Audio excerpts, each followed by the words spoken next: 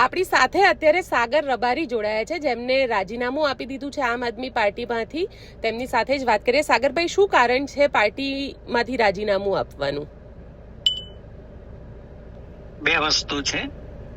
કોઈ નારાજગી, કોઈ અણબનાવ, કોઈની સાથે અણબનાવ એવું કશું જ નથી.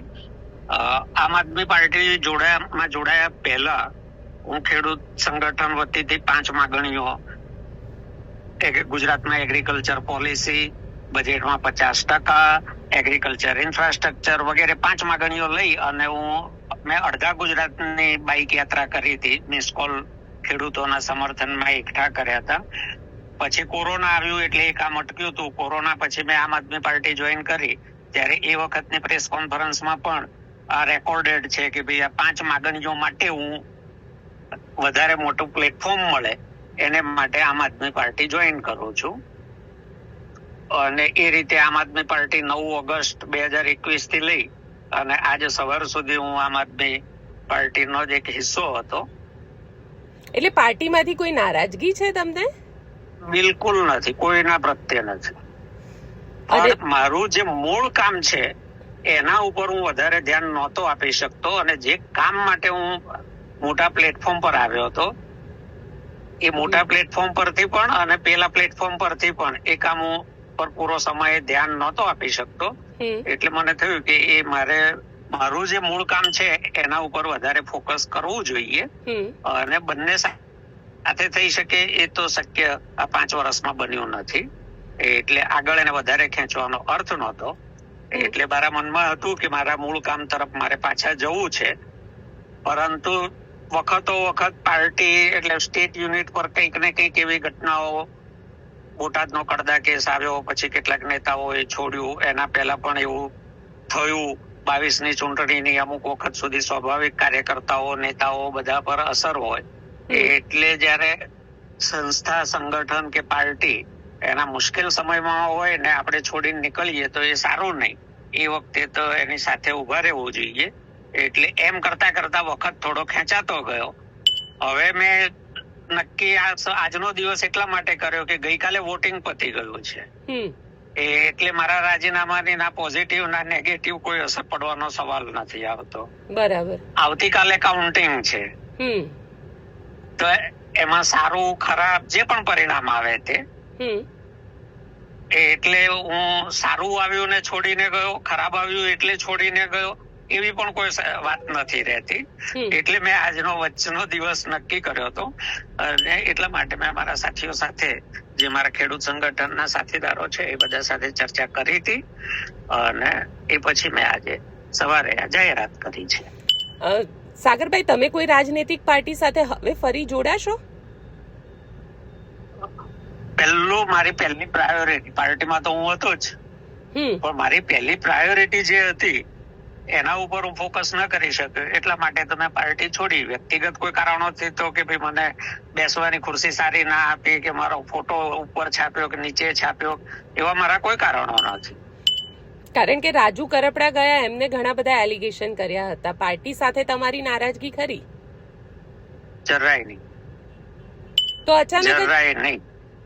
બધા જ સાથીદારો સાથે છેક ઉપરથી લઈને નીચે અમારો ઓફિસ બોય છે ને, જે અમને રોજ ચા પાણી પીવડાવે છે, ત્યાં સુધીના બધા જ સાથે મારા સંબંધો બહુ જ સારા, સુમેળ ભર્યા જ ગઈકાલે બી હતા, આજે બી છે, અને વ્યક્તિગત રીતે આવતીકાલે પણ રહેશે. વ્યક્તિગત રીતે, માત્ર એમાં પાર્ટીનું બંધન નથી. હવે ફરક એટલો પડ્યો છે.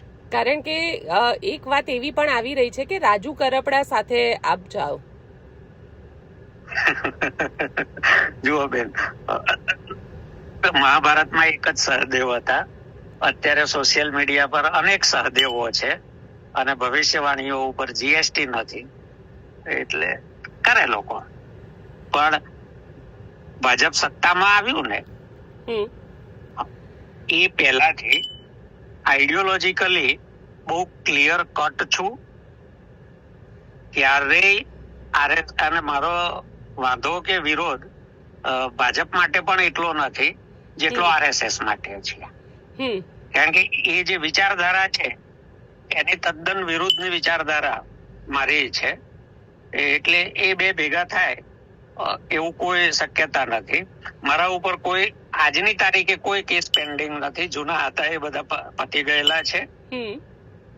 મારા કોઈ એવા ધંધા નથી ખેતી સિવાય કે જ્યાં કોઈ રેડો પડી શકે ને ઈડી ને સીબીઆઈ ને ફલાણો ને ઢીકણો આવી શકે, એવી કઈ શક્યતા નથી. અગાઉ મેં જે કઈ પોલીસના એ જાહેર જીવનમાં આવતું હોય ભાગે એ હિસ્સે પડતું મેં બધું સહન કરી લીધેલું છે. એ બધી પરીક્ષાઓમાંથી જે તે વખતે ગુજરી ચૂક્યો છું. એટલે એવો ભાજપ સાથે સવાલ જ નથી આવતો. તો કોંગ્રેસની વિચારધારા, કારણ કે તમે આમ તો ઘણા વખતથી તમારા મિત્ર છે લાલજીભાઈ દેસાઈ, તો તમે ફરીથી તમારી મૂળ પાર્ટી કોંગ્રેસમાં જોડાશો? ના, હું પેલા બેન ક્યારે કોંગ્રેસમાં હતો. ના, એટલે તમારી વિચારધારા, કારણ કે લાલજીભાઈ ને એ લોકો તમારી સાથે જ હોય છે. વ્યક્તિગત રીતે તો કોંગ્રેસમાં મારા ઘણા મિત્ર છે. લાલજીભાઈ એકલા થોડા છે, જિગ્નેશભાઈ પણ તો મારા મિત્ર છે. એવા બીજા પણ ઘણા બધા.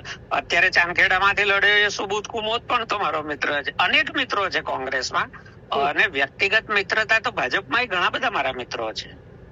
વ્યક્તિગત આપણે ગુજરાતમાં અત્યારે જે નવા પ્રકારનું પોલિટિક્સ શરૂ થયું ને, એમાં વ્યક્તિગત સંબંધો અને રાજકારણ બે મિક્સ થઈ ગયું છે. વ્યક્તિગત સંબંધો જુદી વસ્તુ છે, એ સ્વસ્થ જાહેર જીવનની નિશાની છે. ક્યારેક મીડિયા, તમારો પોતાનો પણ અનુભવ હશે કે ઓફ ધી રેકોર્ડ નેતાઓ મીડિયા સાથેના મિત્રો સાથે ખુલીને વાત કરતા હતા, કારણ કે બંને વચ્ચે એક ભરોસો હતો કે આ ઓફ ધી રેકોર્ડ છે એ ઓફ ધી રેકોર્ડ જ રહેવાનો છે. ધીરે ધીરે તમે જુઓ કે એ લક્ષ્મણ રેખા પણ ભૂસાતા હવે લોકો ઓફ ધી રેકોર્ડ બોલતા પણ ગભરાય છે. અને મીડિયાના મિત્રો પણ પહેલા કેટલીક વાતો ખુલીને કહેતા હતા નેતાઓને પણ કે આ આમ છે, આનું આમ છે. કારણ કે એમને ખબર હતી કે આ હું જે અમે વ્યક્તિગત ચર્ચા કરીએ છીએ એનો ક્યાંય દુરુપયોગ નથી થવાનો. એ ગેરંટીડ હતું, કારણ કે જાહેર જીવન સ્વસ્થ હતું. જાહેર જીવનમાં જેમ જેમ દૂષણો આવતા ગયા એમ વ્યક્તિગત સંબંધોને આધારે જ વિચારધારાઓ પણ મપાવવા માંડી. વ્યક્તિની વિચારધારા અને વ્યક્તિના સંબંધો બે અલગ વસ્તુ છે. મને બરાબર ખ્યાલ છે કે માધવસિંહભાઈ જયારે આંદોલન ચાલતું હતું 85, 86, 87 નું, માધવસિંહભાઈ નું ઓલમોસ્ટ 3 દિવસે બાબુભાઈ જસભાઈ પટેલ રાજીનામું માંગતા હતા. અને માધવસિંહભાઈ રાજીનામું આપવાનું દિલ્હીથી એમને જઈને આવ્યા અને કહેવાયું કે તમે જઈને રાજીનામું આપો. ત્યારે એરપોર્ટ પરથી ઉતરીને માધવસિંહભાઈ પહેલા બાબુભાઈ જસભાઈ પટેલના ઘરે ગયા હતા અને કહ્યું હતું કે સાહેબ હું રાજીનામું આપું છું. અને પછી એમની કેબિનેટ બોલાવી અને પછી એમણે ગવર્નરને રાજીનામું આપ્યું હતું. કારણ કે રાજીનામું માંગવું એ એમના જાહેર જીવનનું કર્તવ્ય હતું. પણ વ્યક્તિગત રીતે માધવસિંહભાઈ બાબુભાઈ જસભાઈ પટેલને પોતાના ગુરુ માનતા હતા, સાહેબ માનતા હતા. ને પોતે સીએમ હતા ત્યારે પણ બાબુભાઈને સાહેબ જ કહેતા હતા. એટલે જાહેર જીવનની જે મર્યાદાઓ છે એ મર્યાદાઓ દિવસે દિવસે ભૂંસાતી જાય છે. એ સારી નિશાની નથી. અને એટલા માટે પછી નવી પેઢી સહદેવ બની જાય છે સોશિયલ મીડિયા ઉપર અને આગાહીઓ કરવા માંડે છે, ભવિષ્યવાણીઓ કરે. બિલકુલ સાગરભાઈ, અમારી સાથે જોડાવા માટે આપનો ખૂબ ખૂબ આભાર. ખૂબ